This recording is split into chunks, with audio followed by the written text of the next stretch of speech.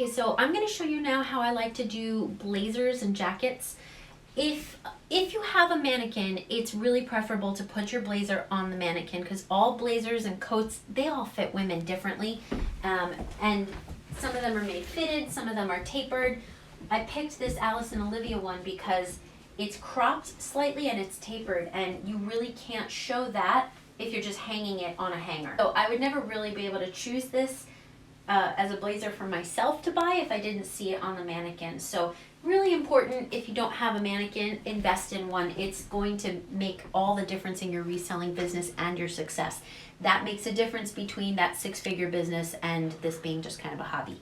So you've got red, which really photographs so well, but again, it's one of those colors that if you're not careful, if you adjust the lighting, all of a sudden it's a totally different shade, and you don't want to have a customer get upset because it's not the color that you said that it was. And believe me, they will. So get that as accurate as you can.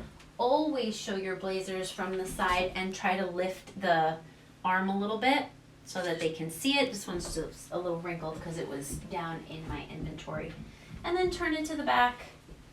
Make sure that it's as centered on your mannequin as possible, and see, I'm gonna have to live with a little bit of shadow in there, but I have the accurate representation of the color, so I'll just have to live and make sure, agree to the fact that not everything will come out perfect. You can take the time to get that perfect shot and get rid of all your shadows and, just make that picture perfect, but that extra time and that extra effort does not translate into more dollars. It just doesn't.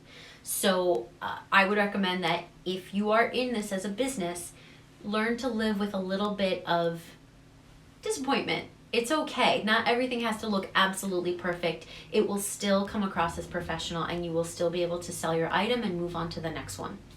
Okay, so a woman's blazer. There are certain things with blazers and jackets that you're going to want to photograph. If there is lining, you want to open it up first, lay it down like that, and come back and take a photo of it with the lining showing.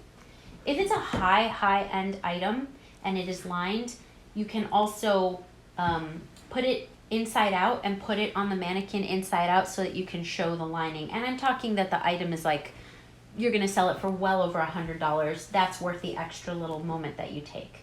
Come in, make sure you're in square, you're oriented, you get your your brand tag. There's no size tag here, it was ripped out. And you're going to come down here and get your fabric. If you can hold the tag down and still with your finger and then just zoom in but keep your fingers out of the shot, great. You don't need to use any kind of a pencil. But if you can't, you could just use a pencil tip and do that, because a pencil tip or a tweezer looks way better than your fingers. It just does. There's something about somebody's fingers in the shot is just doesn't look right. And it's a turnoff to buyers. You can see how it makes me feel. I don't want to buy it if your finger was in the shot. It's not logical, but it's how we are. Shopping is not logically based. So with a blazer, you're going to want to do the same thing you do with anything that goes on your body and get an armpit to armpit measurement with the piece laying completely flat. And then you want to get whatever the waist measurement is. Even though this is an open front, you still want to get the waist measurement. If there's a blazer with a button, you're going to go right in where the button is, just underneath the button, and get that shot in. Super important with blazers. And then you're going to come right next to the neckline to get the length. And then you are going to get the sleeve length of your blazer. You don't have to really do a sleeve length on something like a utility jacket or like a fleece jacket or anything like that, but blazers need to look right, especially for women that are trying to look formal or career oriented. They want that arm length shot, and I have had so many women in the last several years ask me what the sleeve length is on the blazers that I know it's important. I didn't used to get that shot in there, but now I know. So you can learn from me. And so you get that shoulder to wrist shot, and then you're good to go. And that's how you do blazers or fitted jackets.